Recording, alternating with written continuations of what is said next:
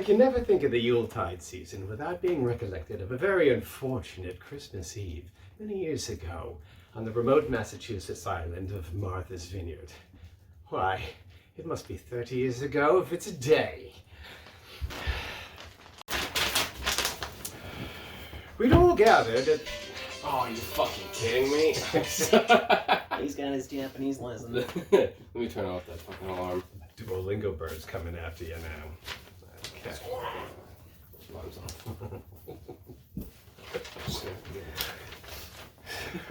As I see. You may as well stay there. We'd all gathered for dinner at the home of our dear mother Eleanor in the sleepy town of Chilmark, where she and her then fiancé Travis lived in a cozy prefabricated salt box, the kind of building that would be delivered near fully constructed, on the bed of an oversized truck bearing a banner reading "Wide Load" and barely able to navigate the narrow and unpaved roads of the locality of the island. Here comes the booger one! Earlier that year, my sister Carol and I had moved to the vineyard along with our friend Sheila from grade school into a nearby rental where we were unable to keep where we were unable to keep Carol's rabbit Chester Bonnet and my ancient cockatiel Washington, so that both of them were at the time residing full-time with Ellie and Travis. Washington, very comfortable and in a hanging cage near the hearth, not too close to a lovely pot-bellied stove that heated the house throughout the cold, dark winter months. And Chester Bonnet, somewhat less comfortable in a rickety, unheated hutch elsewhere on the property. It being Christmas Eve, however, Chester Bonnet, the phony bologna sandwich... Oh, I'm not supposed to read that part, am I? It being Christmas Eve, however, Chester Bonnet had been allowed a rare opportunity to hop around inside with everybody else for once. Even Ellie's dog Spotty, who could be very gentle and only seemed to be interested in small animals if they were horribly decomposed, although she would make an exception for skunks. Chester was quite a small animal.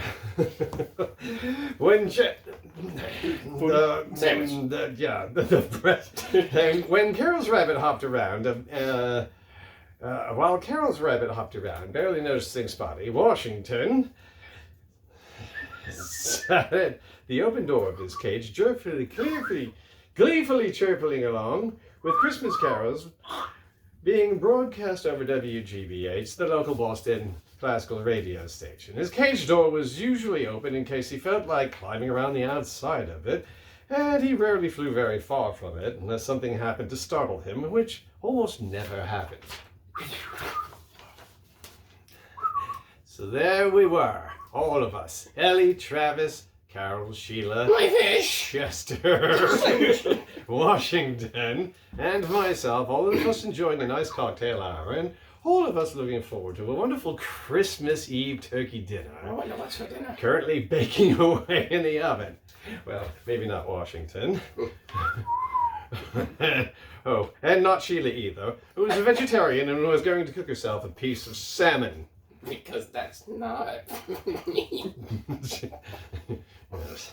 Right after she finished the glass of wine she was working on at the moment. Now, to be sure, a curious result of the house's construction made it somewhat challenging to heat in the winter, as its pre-installed double-paned windows and sliding glass doors made it practically airtight, which disallowed proper ventilation to safely exhaust the smoke generated from the pot-bellied coal stove, and made it necessary to open at least one window or door in order that the smoke would be able to exit the building up the chimney. Well, you know, smoke could exit things. I know that hands and sit. Further complicating this process was the existence of a gas cooktop located on the kitchen island, situated near the center of the main level of the home's open-air layout, which consisted of a large space serving as all three of the parlor, kitchen, and dining spaces rolled into one. I'd like to visit the kitchen island. That sounds great. Oh no! Well, you can't. Why not? This was 30 It's years only ago. for women. I can't use that. This countered the requirement that when the cooktop was in use, an additional door or window would have to be opened or cracked in order to offset the vacuum effect of the retractable downdraft vent that pulled smoke directly off the surface of the cooktop. much like the ones featured in late-night television advertisements run by the Gen Air Corporation throughout the whole of the 1970s. Oh, Gen Air, I'm Gen Z.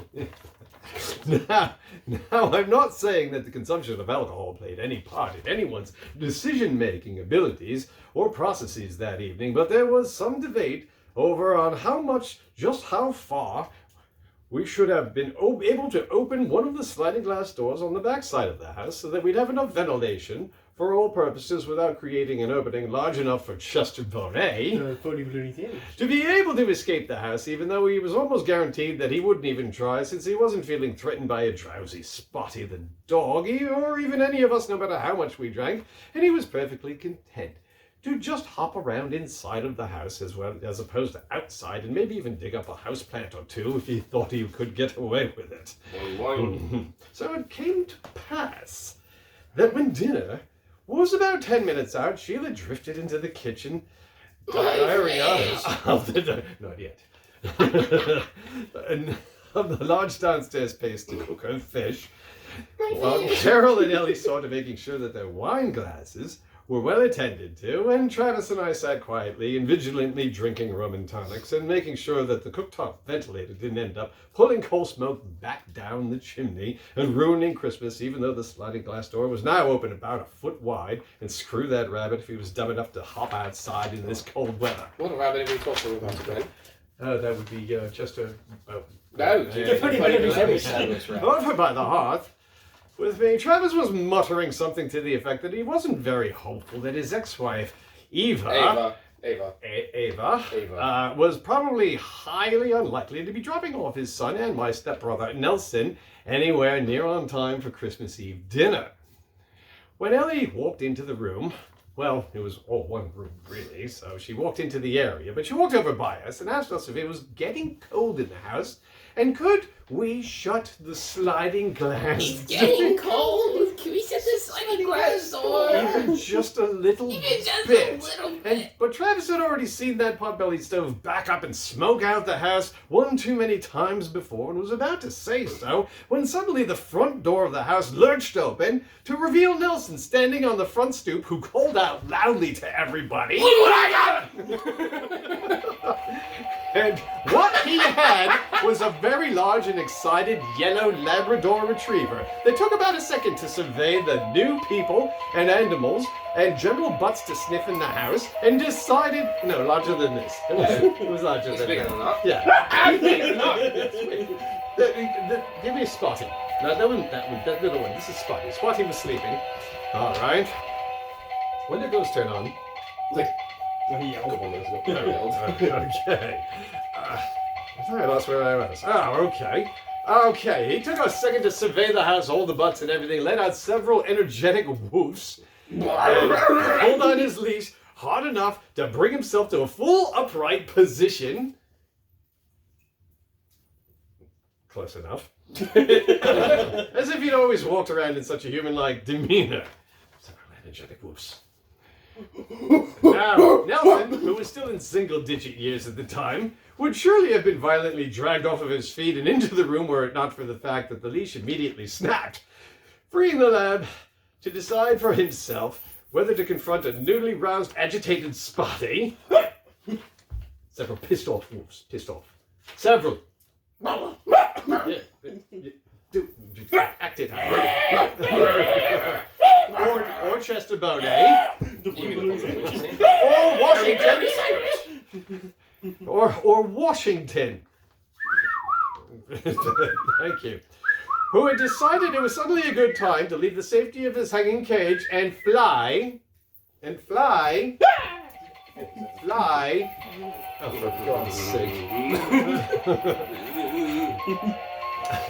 Who had suddenly decided it was a good time to leave the safety of his hanging cage and fly across the room above the chomping strange dog in order to land safety on the comfort of a hot and frying piece of salmon. My fish! Right at that moment, Carol ran over and scooped up to and attempted to scoop up and protect Chester Bonet, screaming, "Chester Bonet!" The funny baloney Bologna sandwich. Give it a rest. Who eluded her and made a beeline for the front door, but was headed off by the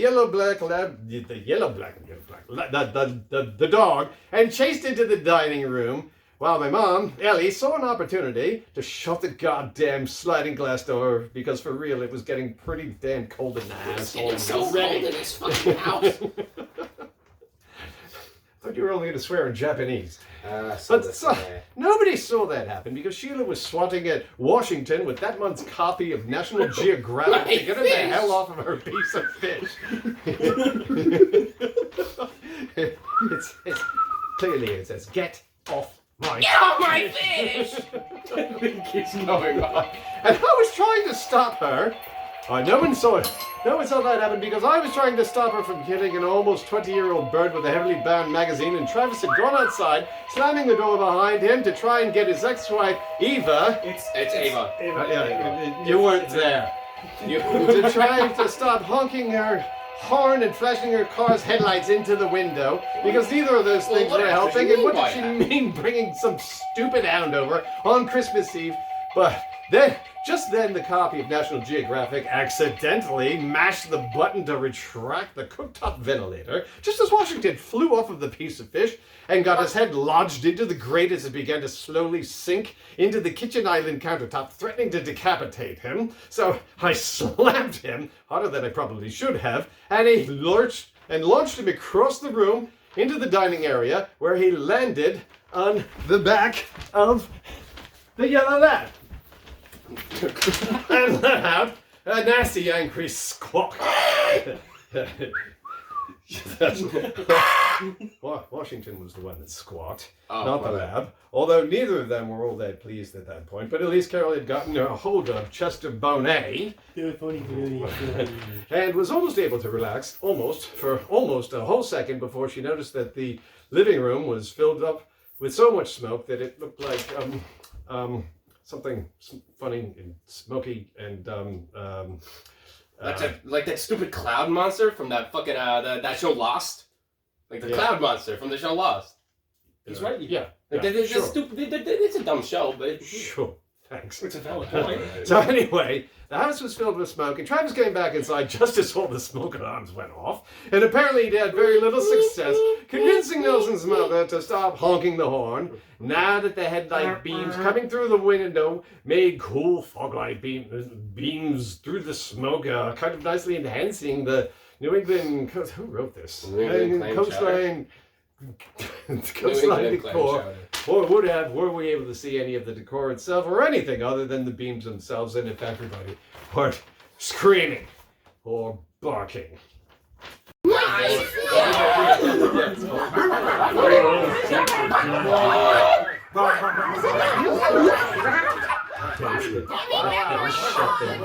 This isn't even a vegetable.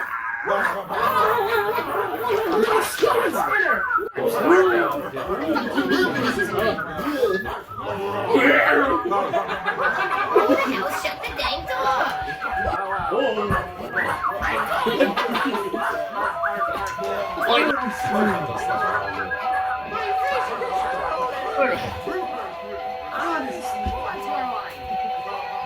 Merry Christmas.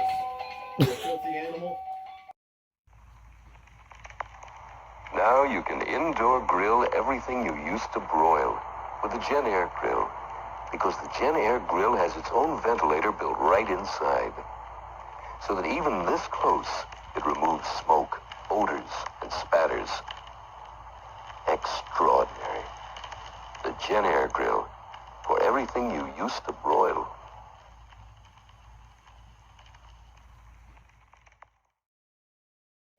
Okay, buddy. Here's Mr. Moose. Christmas. Merry Christmas. You have a good night, buddy. Daddy, Yeah, bud. you think that even after all the horrible things that happened, Santa will still come this year? Probably not, kiddo. Oh, Good night. Sweet dreams. Ho, ho, ho, ho, ho, ho, no.